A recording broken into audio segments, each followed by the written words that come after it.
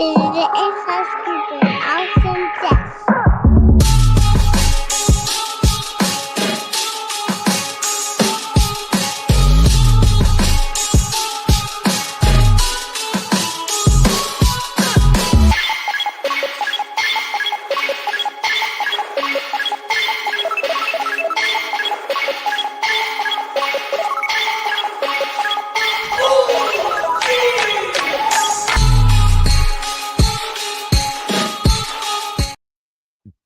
Welcome, everybody, to another episode of Inside Scoop with Alex and Jeff.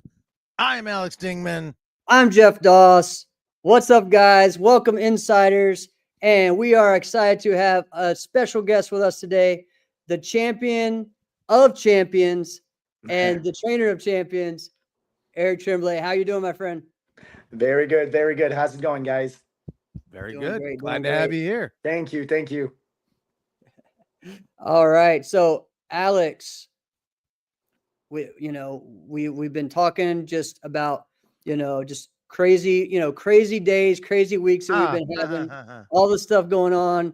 Eric, you live in this same kind of realm that, you're always busy as well. Both of us run martial arts schools, so it never ends, right? No, working 7 days a week. That's right. That's right. I just had my yearly banquet that we do for our students over the weekend. So as soon as I came back from Chicago, it was all like, it was nonstop. Just go, go, go, go, go. And then my body just shut down. Was like, no, you need to chill, man. You need to chill. And so, yeah, I feel you. I know how it is. yeah, it's crazy. And Alex, I know you deal with that as well with your crazy busy schedule. What was funny is when I started this morning, I looked at my calendar, right? And for what I have today. And I went, man, I just got like 3 things. This is actually just not that bad, because there's your schedule, and you guys know this, right? There's your schedule of what you have to do. And then once you get to the karate school, it's just like, you don't have to think, like, you don't count that as part of your schedule, because that's a whole other schedule that just runs itself, right? Isn't it so much easier that, like, once you enter and then, like, students come and classes start, you go, okay, I don't have to think about things anymore. I focus on them, all right? And I don't have to think about this guy. What do I got? And then this has got to get, and then that got to get returned. You don't have to think about none of that. Once it starts. Yeah. Calmness. But then the moment you leave, right back. And that was the thing. It's Back like to the schedule. This is what's nuts to me. All right. Why did I do this to myself? And I'm going to tell you what it is, and then you're going to go, that's pretty stupid. Right. So I don't run a karate school anymore. Right. But I'm still in one all the time. Right. So I leave the kids' classes that I ran them today. Right. And then as I'm coming home, I always like to schedule at least like one call while I'm in the car all the time. My kids are so good. They know now when I'm in the car, they're like, they could say what I'm going to say next sometimes, because they've heard me talk to couples so many times. So they know what's coming. So finally they're like, one time my son was like, Dad, what's a word play? And I'm like, oh, this is amazing. This is great. Which that's another thing. But anyway, so I schedule, which typically those will take like 40 minutes to an hour, depending, right? Depending on what we're doing. Sometimes they can be a half hour. Sometimes they can be 20 minutes, et cetera, et cetera. Why did I schedule 4 of them? Why did I schedule 4 of them between the times of 5 o'clock and 8 o'clock? Right. Which is when we would go at my time, right? Simple math says that's not going to happen, and get the kids dinner and get them all ready for bed and get them like teeth brushed like that. Why would you do such a thing to yourself? Right? It's dumb. Whatever. Feeling good now, because now we're on Inside Scoop time. That's right. That's right. So, Eric, man, we got so much to talk about, but let's start with, the most latest news, man. And I wanted to bring you on because, you know what? I know last night both Wasim and Esteban were on the other show over there, so that was cool. But you know what? Like we really like to Oh, showcase I the got a little bit of that. coaches and the the school owners as well, because you know what? Sometimes we don't get their view on that, right? And you have seen both of them since they started martial arts, right? Obviously, Esteban since he arrived in this world, but Yeah. well, what is it like, man, that night for you, having two of your students win Warrior Cups, right? Surreal. Absolutely surreal. I mean, and I'm not sure. I think that might have been a first, having two Warrior Cups, one in the same karate school. Because Yeah, I talked to Jackson about that, and he was like, well, technically, when I won mine and Jake won his, I was always training at their school. But, yeah, having really like two students from the same school, I mean, there's only 6 Warrior Cups. right, So we brought a exactly, third back right, to my school. So, yeah, I mean, yeah, obviously that When you night put it that show way. was, yeah. eh, I think it for was me, great. it's I had fun. you and Jason Warren are the only ones I can think of. You know what I mean? Like Jason with the Presleys, right? When Mhm. Avery and Jake have won at the same time, so that's why. Oh, oh yeah. So Yeah, absolutely, yeah. There yeah, was one year where Jake and Avery. So okay, no, it's not a first.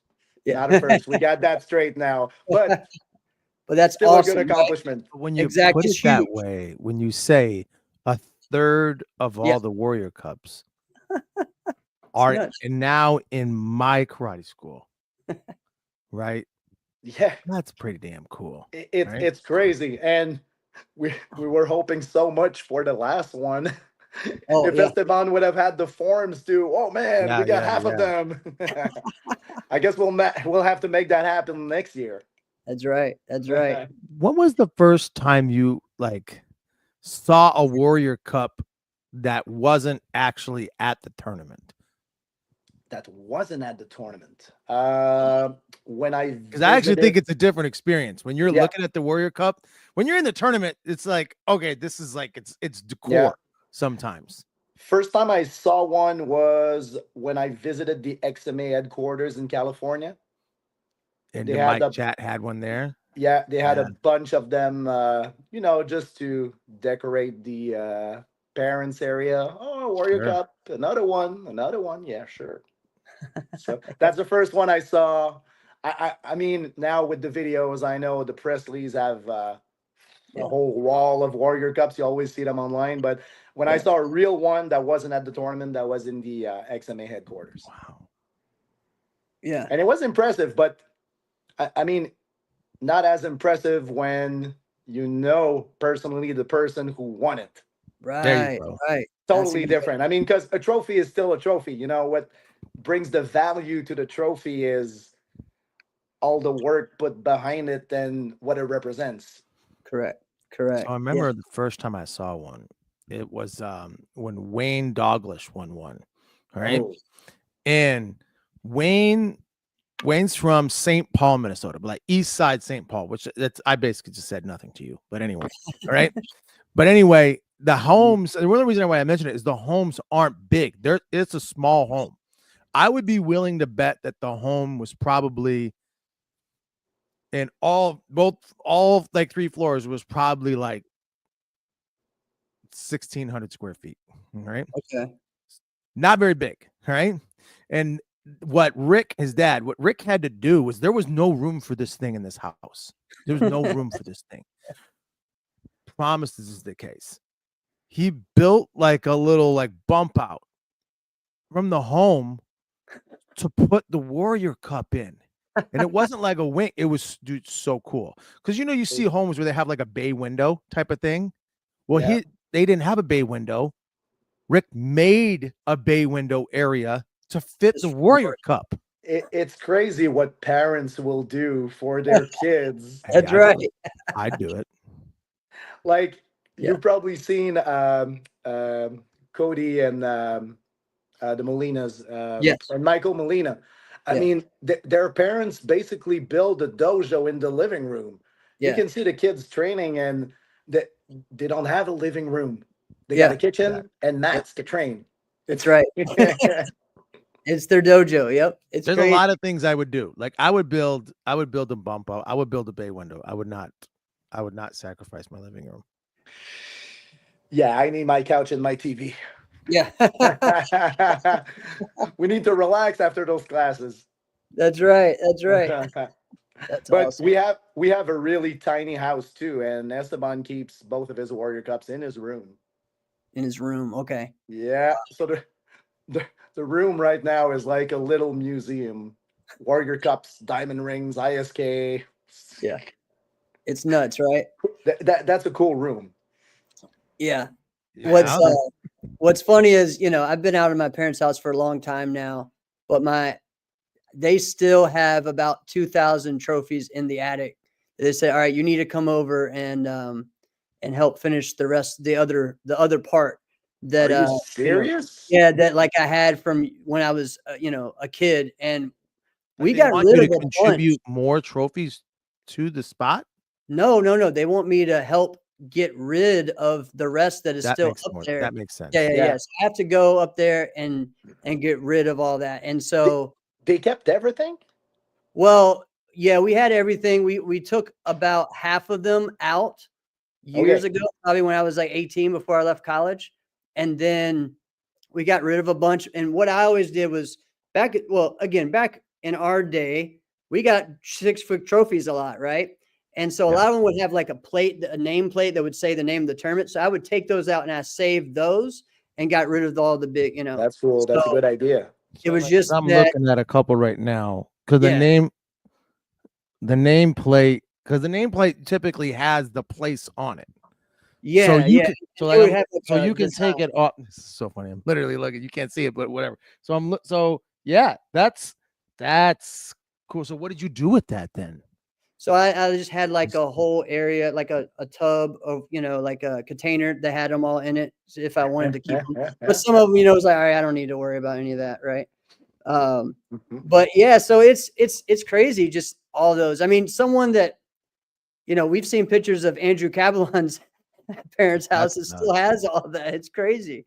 I mean, now I'm just from the past 2-3 years, I need to find something to do with all these medals, that we've gotten over the. Yeah, it's just like I have a big box in my closet when I come back from a tournament. Just add them.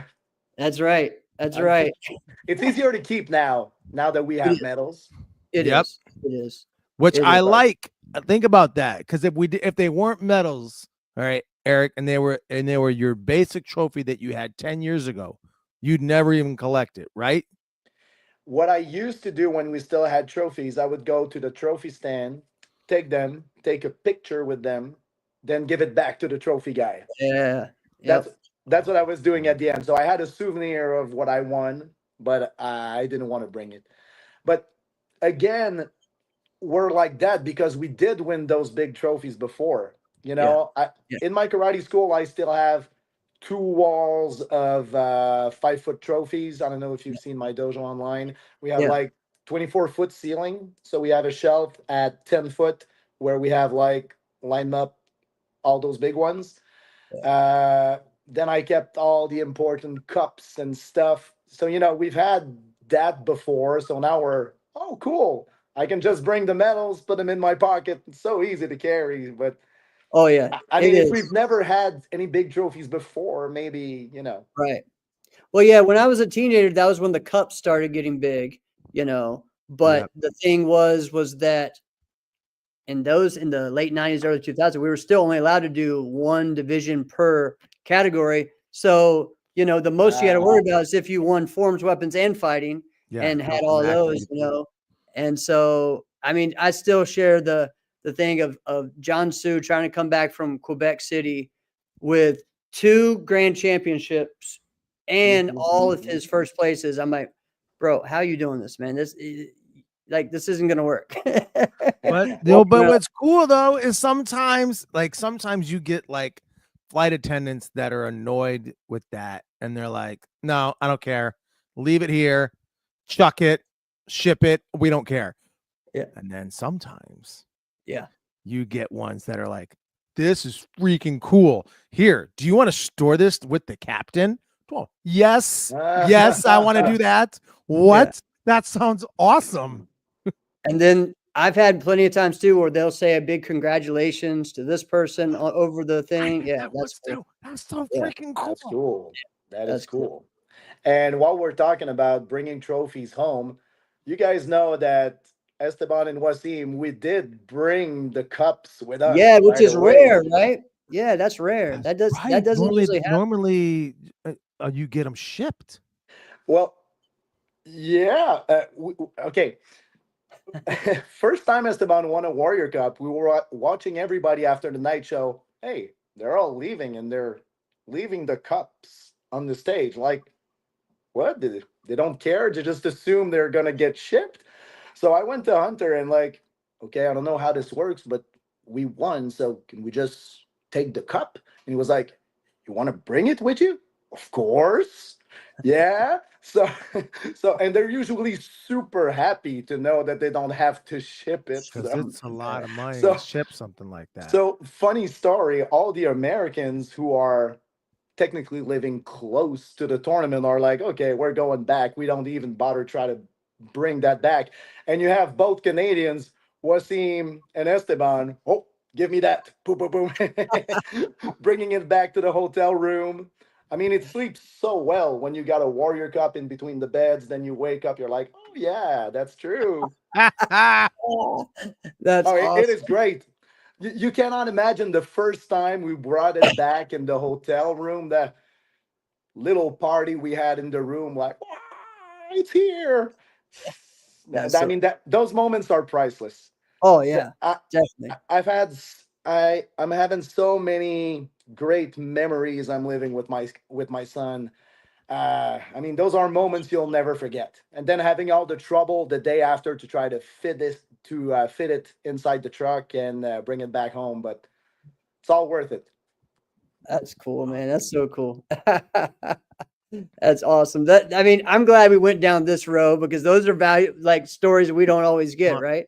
At Yeah, all. We right. haven't. Really. I don't think we've ever heard that on the show in the And we almost were 6 years. able, because we always travel with a van, so we Okay. were able to put Esteban's cup.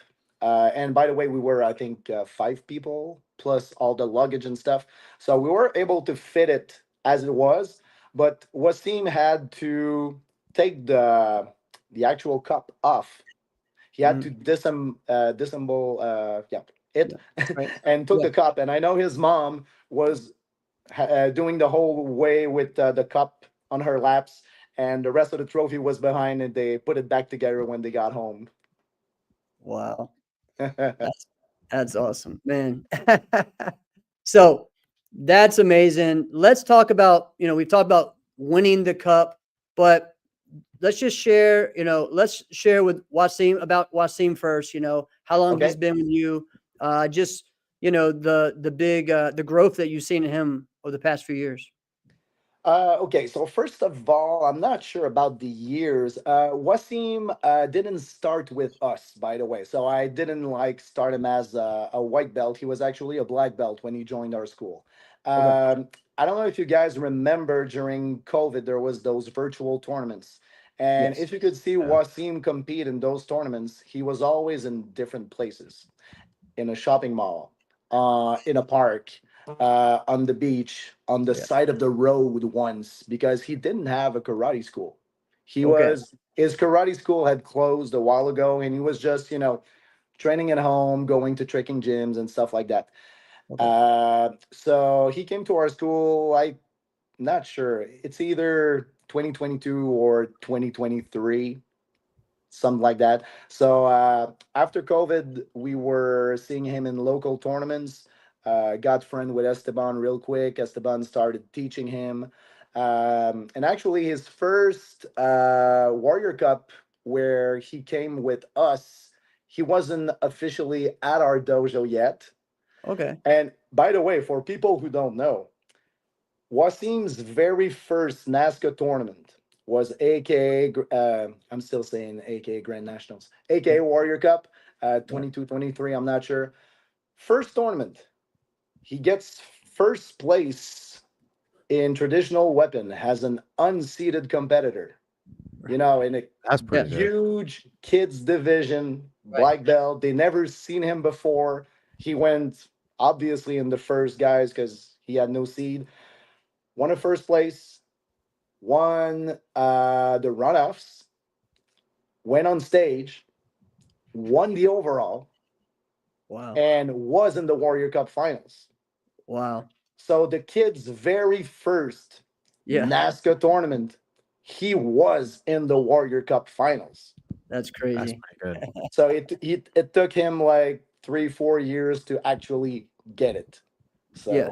he was off to a great start. But Wow. even then, going to your first event, you're not supposed to be able to do what he did. That Right. doesn't. No, That's not real. All right.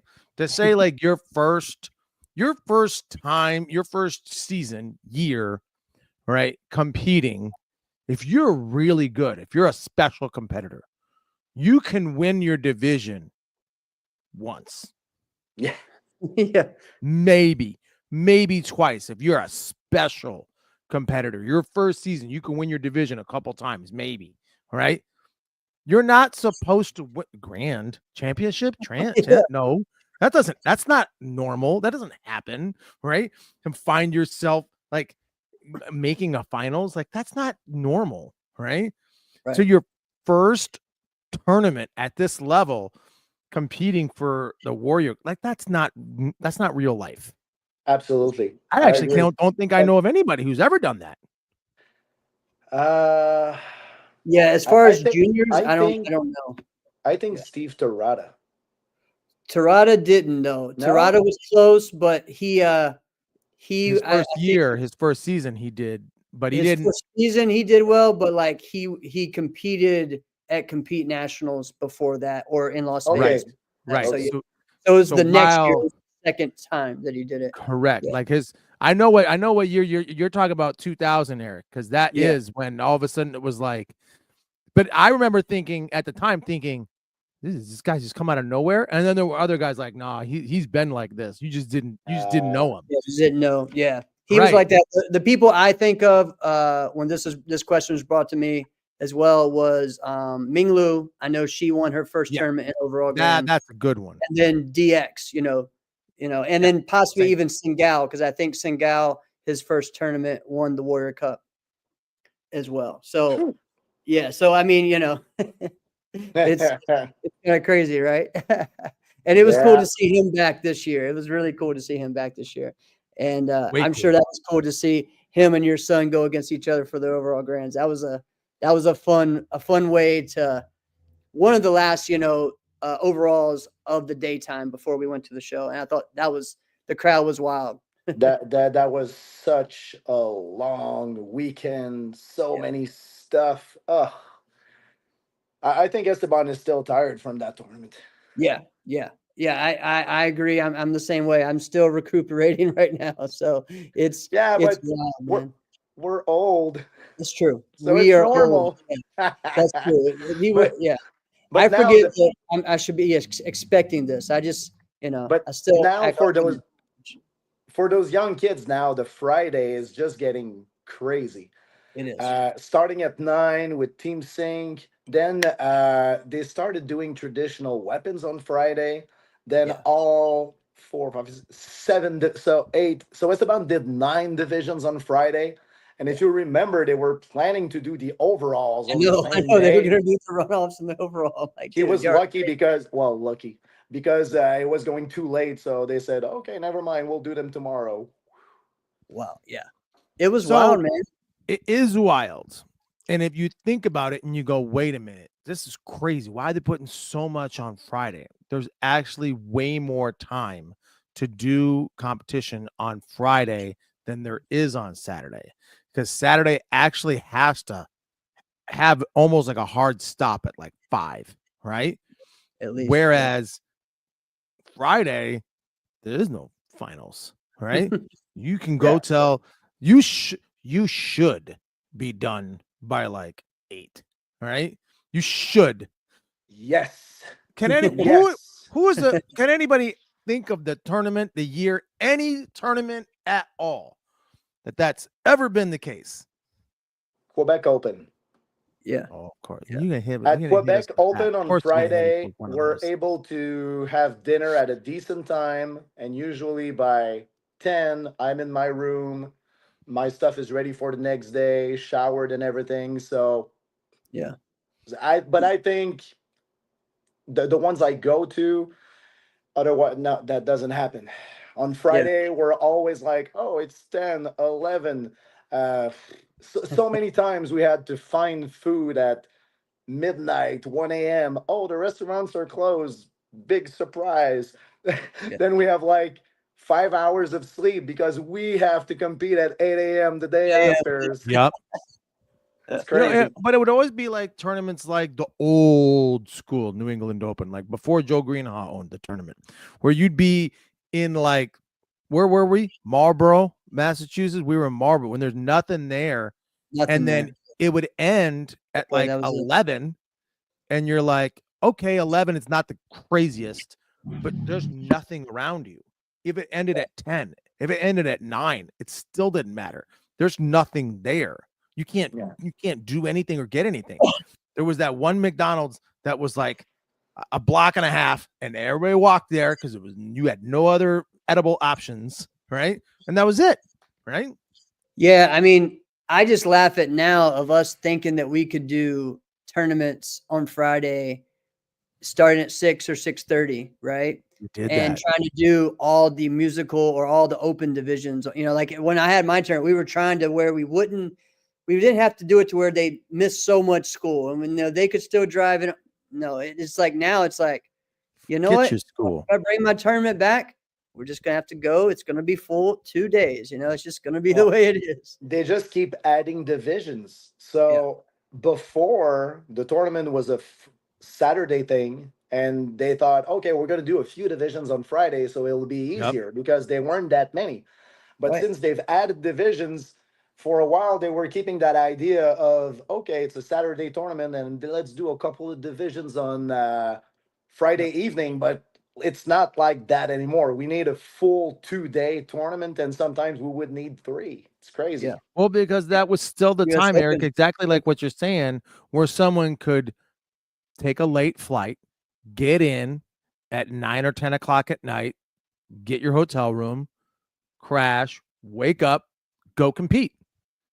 Yeah. That could never happen. If somebody did that and they were like, oh no, I guess, so-and-so's not here today because you didn't see him on Friday, then you see him Saturday morning, like, what the heck are you doing here?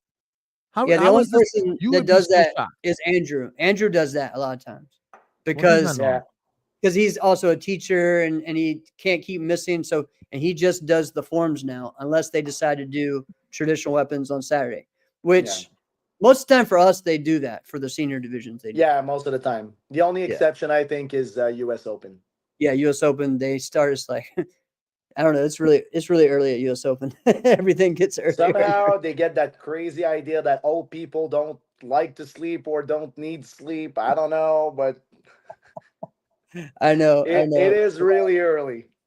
It is. And All right. So let's technically, sometimes we're done early on Friday, but I mean, we have teammates, we have Yep. kids.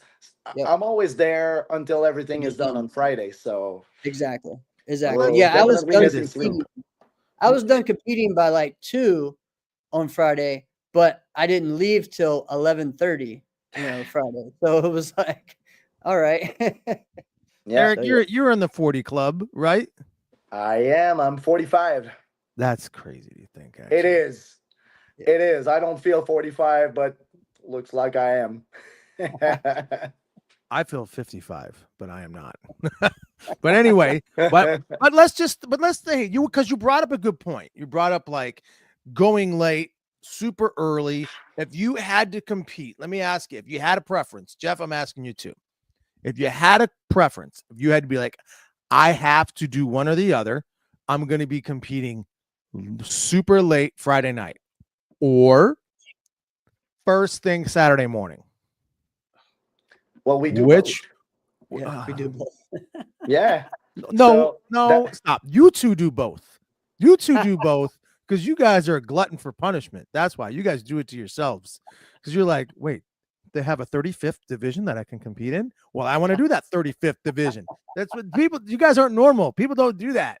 But I believe that, okay, of course, it's easier to say it than to do it. I'll just Yes. have to make that happen when I'm a promoter. But I think we should be able to have everything done at a decent time on Friday, to have everybody able to be there as early as it starts on Saturday. I mean, people want to cheer their teammates, families, so they have to come up with something.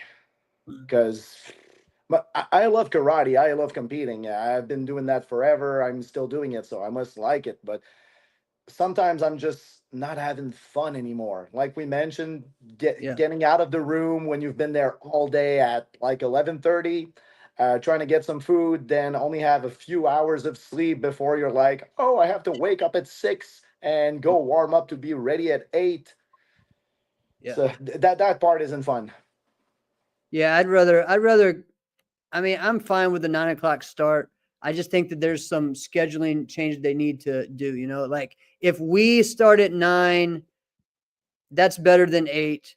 And then you can have the regular adult division start at 12 or 11. You know what I mean? I think it's fine that way. There's ways to do it. I think the idea behind the 8 o'clock was to try and to get us out of the way before 9, but Yeah. that's not That's possible. not It possible. doesn't It, happen it, because we still have runoffs and grands and everything. They have to get all of us in. and And at AKA, we only had 3 rings going for seniors, so there was no way that was going to happen. We still competed until noon, so might as well just put us in a ring and start at 9. right. So really, I guess the answer to the other question that I asked earlier when you said Quebec Open, which I haven't personally experienced, so I'm going to take your word for that. I guess would have to be maybe US Open, because They that have while they're because they have like, here, this is your stuff's going to be like, they've done a pretty good job now. All right. Yeah, Where it's like, it is a lot okay, better now. your stuff's going to start at 2 p.m. on Friday, but you still might be done by 6. Okay.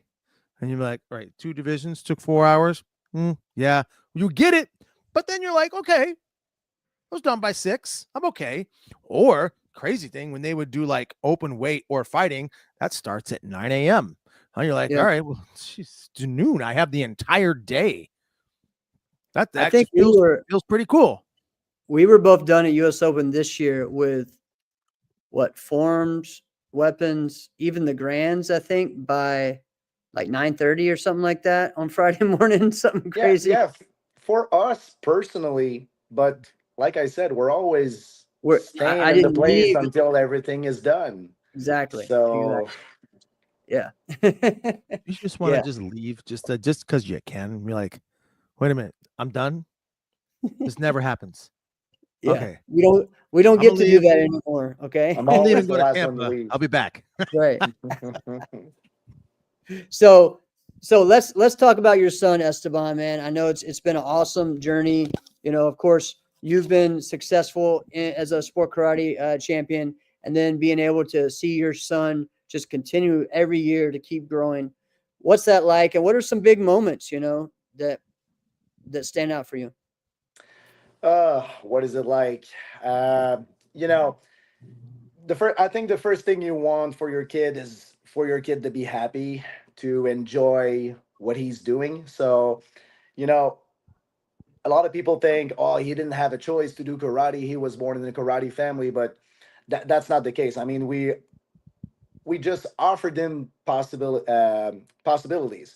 We have a karate school, so if you want to do karate, hey, do karate. But we never forced him to do anything. So, and I think that played a big part in his success because everything stayed fun for him. Mhm. So, Let's talk. Wait, talk more about that. I'm really intrigued by that.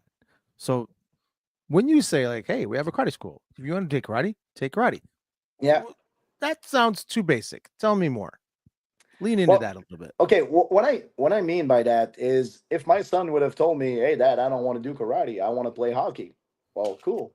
Don't do karate, and I wouldn't have liked it, but I would have hang out in hockey arenas, and just the only thing I wanted was for my son to accomplish his full potential. And it's funny, throughout his karate career, we never told Esteban, "Oh, you got to train, you got to do this. Remember, you got to come to the karate school." Uh, Everything was really coming from him. he just loved karate from the start.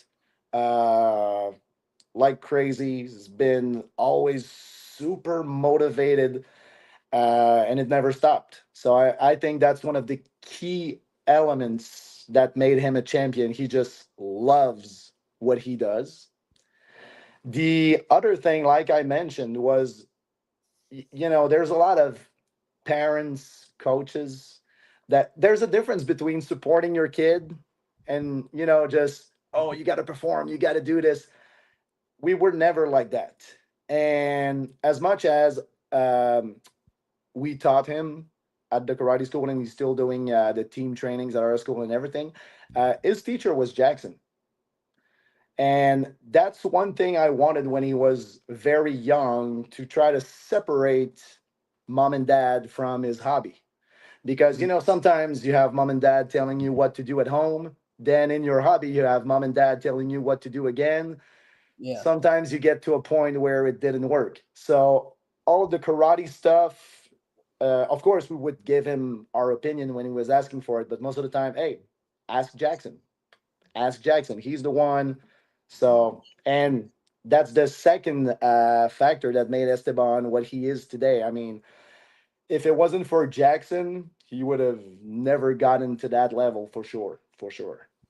Well, that I can see 100% had with, not because it couldn't have been from you, just from a child to a parent. Like, it's really hard to do both, right? Because it's hard to trust and respect someone all the time. Like, you respect your instructors because they're freaking your instructors, right? Right? Yeah. You have to. You don't. There's not an option, right? It's a different Right. relation. But the comfortable, right, trust that you have with like a parent, it's different.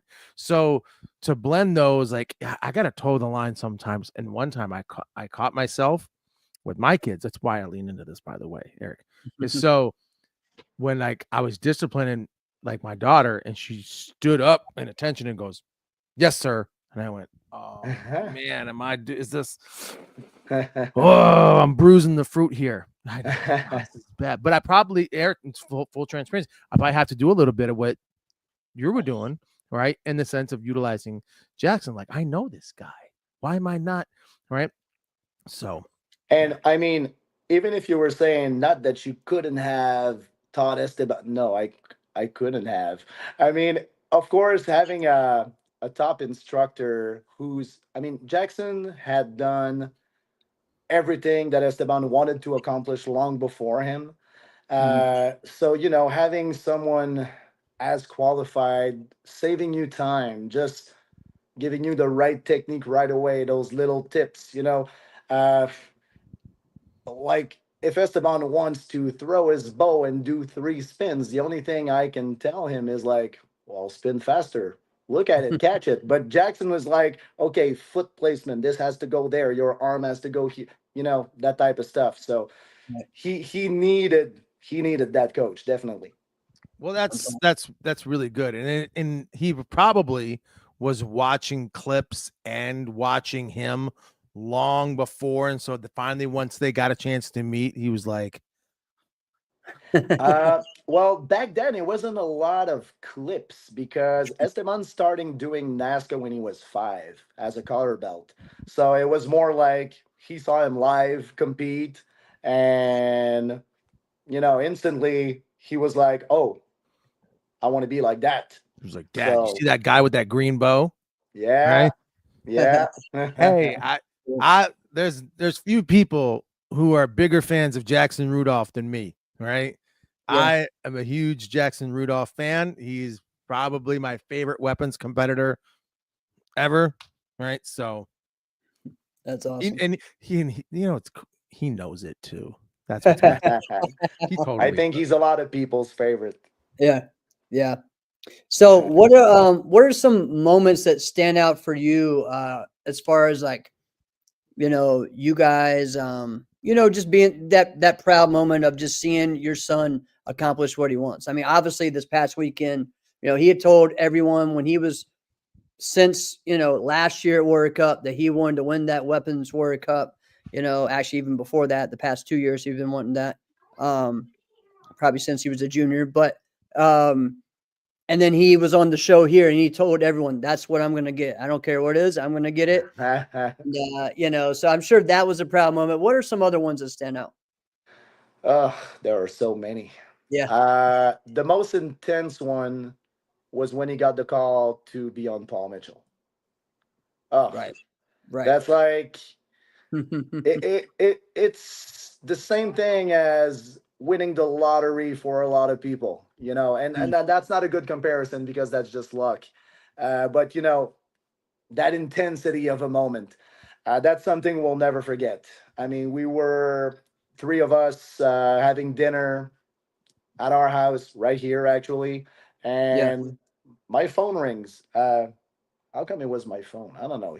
Anyway, Jackson had my number, and we saw like Jackson Rudolph, Lauren Kearney. Oh my God! It looks like that's. It looks like that. That's probably it. Hi, and blah blah blah blah blah blah, and then starts crying, the emotion and everything, and that's the one goal he's been working for ever since he started competing. Right. So that's probably the most intense one. Yeah. And That's after awesome. that, I mean, all the big wins, obviously, there's a lot. Yeah. Oh yeah. There's a lot. Ever since the- I was gonna say ever since he got on Paul Mitchell, those obviously those huge wins, ISK titles, diamond rings, and Warrior Cups. But I think especially when it's your kid, even some moments that aren't that big to some others are huge to Dude, you. yeah, yeah. Like Yeah, exactly. the first time he won one of those 5-foot trophies, he was a collar belt at AKA, and that was like, he's getting that big trophy. That was a big one for me. When he got his first world title in 2016, because it took him 3 years to get a world title as a black belt. So, and everything was decided at the very last tournament of the year. Right. So that was an intense moment. I think the weapons at ISK US Open this year, with Oh yeah. everybody being there, Jake being there, him going at the end doing one of the Yeah. best shows he ever gave. So, and both Warrior agree. Cups, both Yeah. Warrior Cups. Uh, AKA Warrior Cup, I don't know why, has always been a tournament that was not easy for both of us. I don't know. We were just starting the year and that one was tough. So he came close to a Warrior Cup so many times and it just didn't work, didn't work, didn't work. So when he got the first one in forms, you if you look at the video, you can see the emotion, and same kind of emotion when he won the weapons one, because the weapons one was like slipping away Mm-hmm. many times. So yeah, I think those That's two, awesome. the two Warrior Cups. That's so cool, man. That's so cool. But there's so many. Yeah. Oh yeah. Like I was trying to say at the beginning, yeah, when he started, I think everybody, if your kid is doing a sport, you want him to be good. But I would have never asked for that much. Yeah. I Right. just wanted him to have success and enjoy himself. But every big victory is like a gift. Every time, every night show is like, oh my God, wow, again. It's crazy. I'm Now, incredibly proud. oh yeah, that's awesome, man. So what is it that you want to see, like, again, I know you want to see him just be happy, right? What are there any insights that you think he's gonna, like the next 2 years that we're gonna see from Esteban?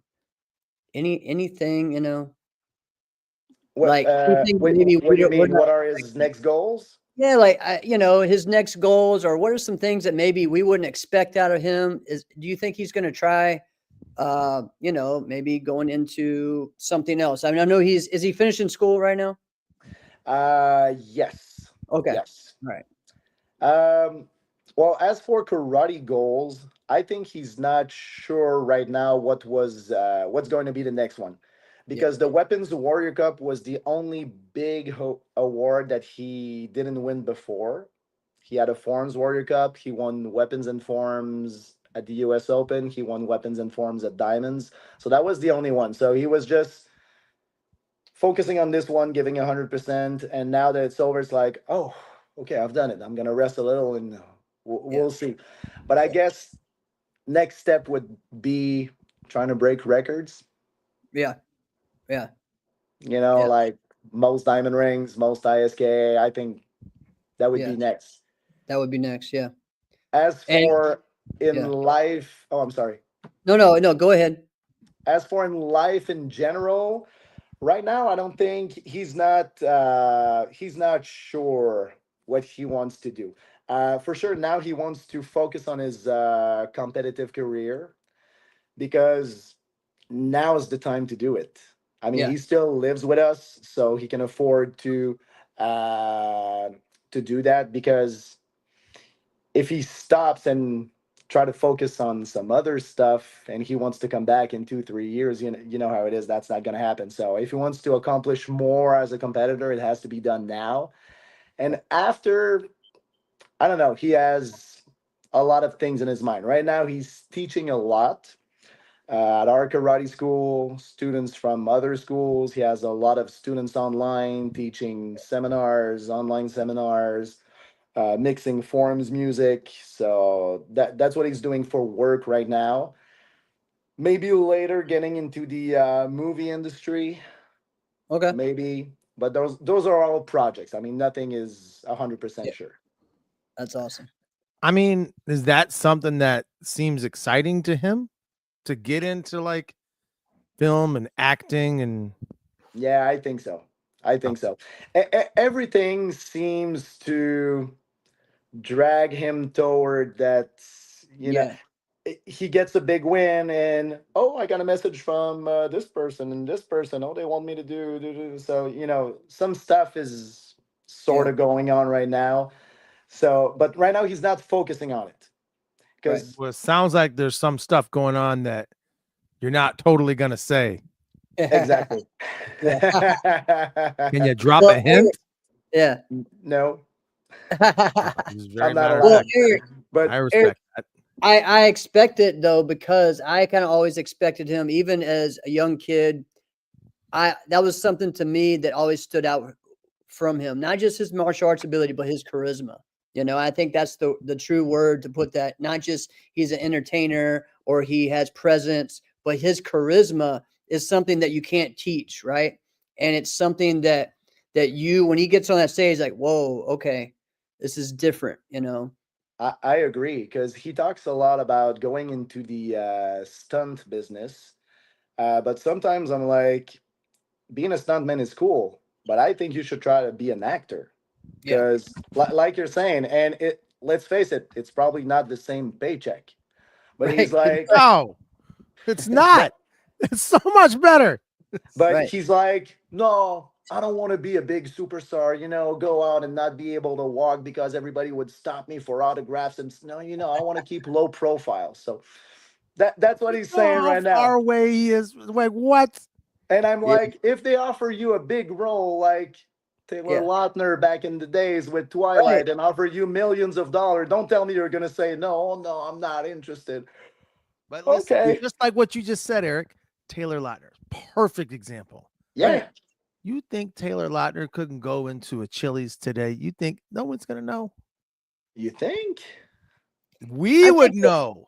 Yeah, we would know. I think his They'll forget walls you come down like a little that. bit. Yeah, Maybe. it's because Yeah. he looks so pretty. He's got those eyebrows like Alex Mencius, right? Uh, You know what I'm talking about, right? That's Oh, yeah, funny. yeah. So, He's a good but looking other guy. than that, like we would know him, right? Like you said the same thing. You watch a guy do a commercial and you're like, that's Anise. That's Anise right there. All right. Yeah. All right. That's David Douglas, right? You see these things, and it's like we can't not see those things, right? Right. However, right, even at the height of Twilight, right, there's certain times when Taylor would be just fine, right? Okay. But now we're like what 15 years removed from that? Yeah. Yeah. It's fine. So you right? think he's able to just like do his I shopping in the say just Walmart go without being for it. bothered? Who in the world? How is this a thought? How is this a concern? Go. The only here, I will Yeah. tell you this. The only thing I have a negative thought about the stunt thing is I really feel like, wait a minute. So I'm the skilled guy here. And I'm only here to take the shots for you because you can't do them. You're the Yeah. big shot. And I'm the one getting beat up. Okay, Yeah. got it. Yeah. All right. He can learn a few lines. He'll be fine. See, he can do both and be a pro wrestler. You know what I mean? So Tell him right. he needs to be in the WWE and doing some crazy things, and then he can do both, be the star and do all the stunts. See? Yeah, if I he see, continues to go Jeff. to the gym like that. I know, that's what I mean. And he's going to the gym. And when I talked, where was it? Atlanta. He said, well, only thing I know that I want to do once I retire is I'm just going to get big. I'm just going to get big and get big. I'm like, yeah, bro, I see that. I see that. Oh, he's put on so much muscle lately. It's crazy. It is crazy. It's crazy. All right. So, Eric, let's talk about what keeps you active and what are your goals as a competitor? What keeps me active? Uh, it, I'm thinking. Okay. Yeah. Back a couple of years, I was so ambitious. I would have said, I want to accomplish everything that Esteban has accomplished. I want to do this. I want to do this. I want to do this.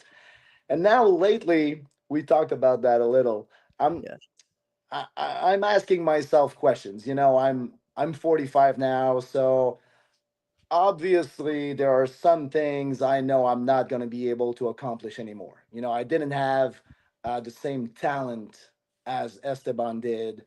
And I mean, it's not only talent, he just puts in the work like crazy. But anyway, I was never able to accomplish some of the big things I wanted to. So now, I don't know. What keeps me going is the thought that I might be this close to accomplish huge things. And if I quit now, I'll never know. Right. So that's one thing. I got some goals and I'm like, maybe they're never going to happen. But if I quit now, I'll never know. So Right. that's one of the things. And the other one, right now, I'm at a point where if I watch my forms, I've always been improving. Since I was 30, I watch past videos of myself, and I am way better now at 45 than I was at 30. So I'm like, I can still improve. And if I stop now, I won't get to see that best version of myself that is still yet to come if I continue. That's awesome. So those Yeah. might be the two things that, make me not want to quit. Also, I'm always going to be training anyway. Like Right. I'm not Oh, that's a able good to point. I'm not able to just sit on the couch and do nothing or just teach. I have to move. I got too much energy. I'm always going to be training anyway. And there are some tournaments where I know I'm going to be there anyway. I'm always going to be at AK. I'm always going to be at US Open and always going to be at Diamonds because if my son creates another one of those moments, I want to witness that. That's right. Would it drive you nuts to be at a tournament and not compete? It depends which one. Right. Exactly. Like I stopped competing at locals, and Okay, I let's say don't. AKA. Let's say AKA. Oh, absolutely. No. Uh, I couldn't. I couldn't. Over the Like years, there's no scenario where you're at AKA and you don't compete. watching other people win my division. No way. No way. Without giving them a fight. Oh Right. no. Yeah. I still got that competitive spirit.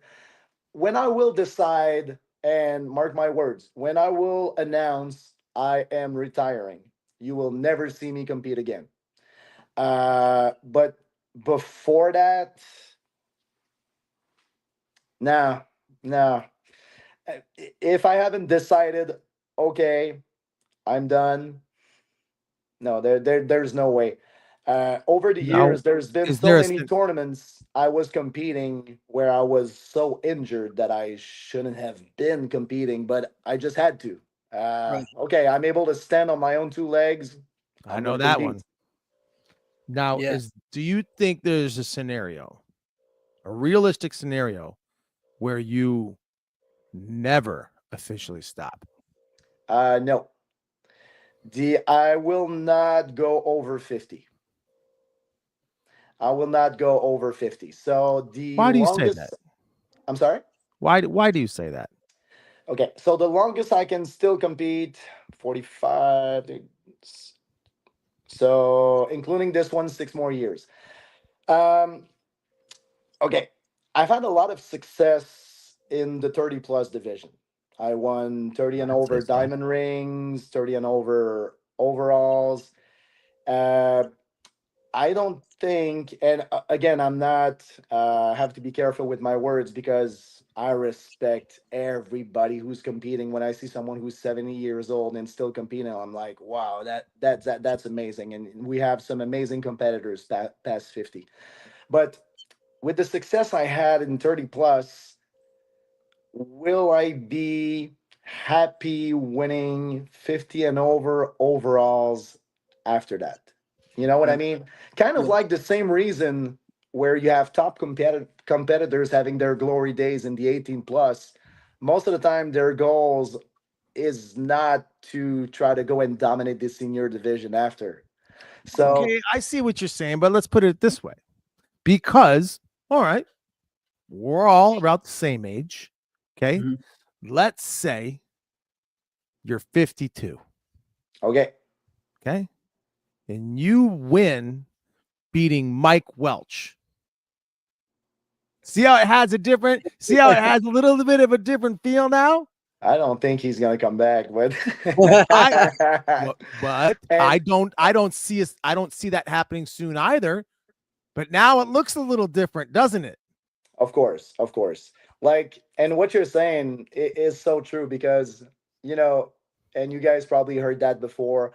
Oh, yeah, these guys win, but it's easier. They're in the senior division. Yeah. Yeah, but you're forgetting the fact that we are seniors. So that's adding difficulty, you know? Yeah. It adds Yeah, difficulty, but also the experience that we all have.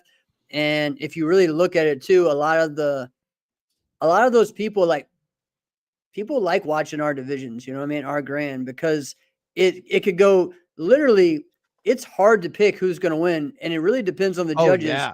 You know, like I've seen it be completely flip flop, you know, where one tournament I'll win the grand, the next tournament I'll be last, you know, yeah, it'll be yeah. completely different. And it's all of us have flipped so many different ways, and it's wild, right?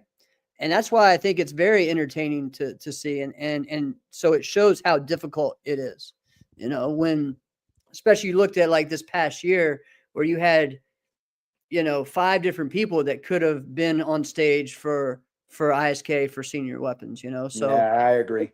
it's wild, right? So Yeah. That's one of so my goals for this year. yeah, to get up there for that. Yeah, that would be awesome. Yeah. Yeah. So yeah, I mean, I agree, Eric. I feel the same. We've had this talk as well. You know, we both after diamonds were like, I don't know, man. What are we gonna do? You know, you get those where you built this thing up for that weekend, and then it didn't go the way you wanted it. And both of us had those moments, you know. And then you know we talked again at Chicago, like just laughing at each other at Yeah, we're the fact still that there. yep, we're still here doing it again. Uh, So Diamonds was so rough to take. I train hard before every event, but before diamonds, and I'm saying before, like not the week before, but the 2 months. month before. Yeah, Yeah, 6. training had gone to a whole other level. You know, I trained a way I wanted to make sure I was going to win that diamond ring. And came so close. And then you're like, oh, it's over now. 365 more days to wait if you. Yeah, So exactly. it was hard. It was hard to swallow. Yeah. So Eric, before we go, I do want to, because again, you're one of the first people we've had on that's, has a history in martial arts, but from Montreal. So share some top competitors and maybe some people that you looked up to growing up in martial arts in Montreal. Okay, so in Montreal, one of the first names that comes to my mind is, you guys probably know him, Jean Frenette. Oh, of course, the But legend. I don't say it the way you just said. Say Yeah. say what you just said again. Jean Frenette. So that's the way he's saying it. Okay, They're I'm not gonna say it, but I know I'm purely gonna French practice name. it.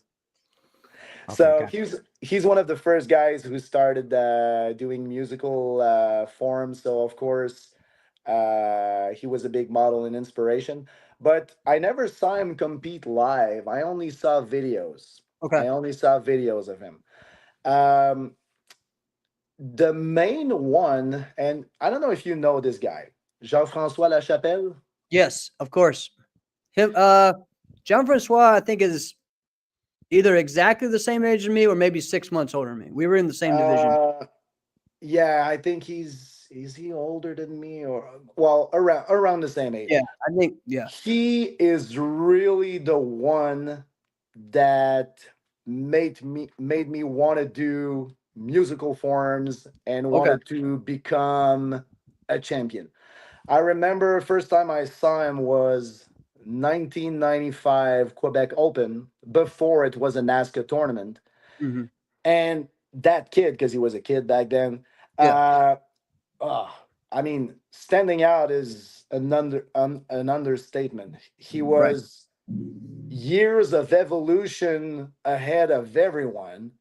Yeah. I saw stuff, and back then we didn't have internet, Right. Right. so we Right. were going to tournaments, and sometimes we were seeing stuff. Wow, I didn't even know that existed.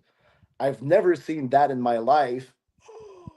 I Yeah. want to be like that. So he was my first big inspiration who made me want to start. Then we became rivals and competitors. Of course, he beated me 9.9 times out of 10. Uh, yeah, so big influence on me. He's a great guy. So we grew up competing again. I guess really he started finally doing more of the NASCAR and also doing the NBL around 2000. And Yeah. we competed against each other in 2000, 2001, 2002. And I don't know if he won a Waco title, but I think he was either a silver or Yeah. whatever. Yeah, I Yeah. was there. Okay.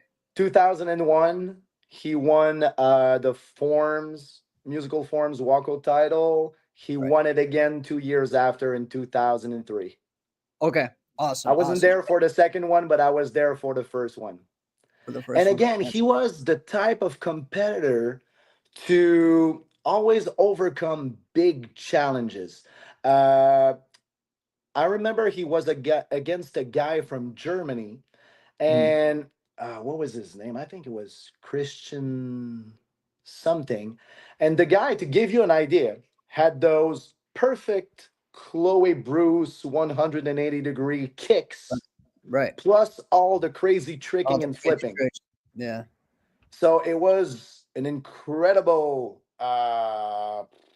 mix of both. Yeah. And him and Jean Francois got tied in the first round, and they had to go again. And he was the type of guy who was able to, feed under pressure and like, okay, here's my chance. I have to really beat him now. I'm gonna throw a crazy combo and do this and this more than I've done before, and Yeah. try able to pull the victory. So That's awesome. yeah, That's that awesome. was fun to watch. Yeah, I knew him real well because of his coach, Karen I think Belanger. they. Oh, Oh, okay. well, I thought you were talking about his first coach. Well, yeah, his first coach, yeah, but I knew him through Karin, and so they did a team form, which is really cool back in the day because it was very contrast of styles, you know, because she was really the kicker and he was the tricker, but they made it work perfectly. So it was really cool to see that. Well, she has a really creative style because she's not doing all of the tricking, but her form is still exciting because she has to do different creative things. Yeah. Because I like her style. I competed against her several times too. She was so clean. Mm-hmm. Yes. And you didn't see her mess up a lot. No. She was always super consistent, had a lot of wins. Yeah, definitely a top competitor in Quebec. Definitely. All right, Eric. So we're gonna wrap it up, man. But all right, what is the? Thank you so much for being on the show. This has been a great episode. My pleasure. Man. Thank you for having me. Yeah, dude. Thanks for coming. What is the next event that we're gonna see you at? My next event will be Ocean State Grand Nationals. Okay. Awesome. Good, man. All right. Well, thank you so much for all you do and keep inspiring everyone, man. And I'm sure I will see you as we are bowing in to compete against each other very soon. Yeah, we will. Yes, sir. Thank you, all sir. right. Thanks again. Great times, fellas. This has been another episode of Inside Scoop with Alex and Jeff. I'm Alex Dingman. I'm Jeff Doss. See you guys next week. Thanks, Eric.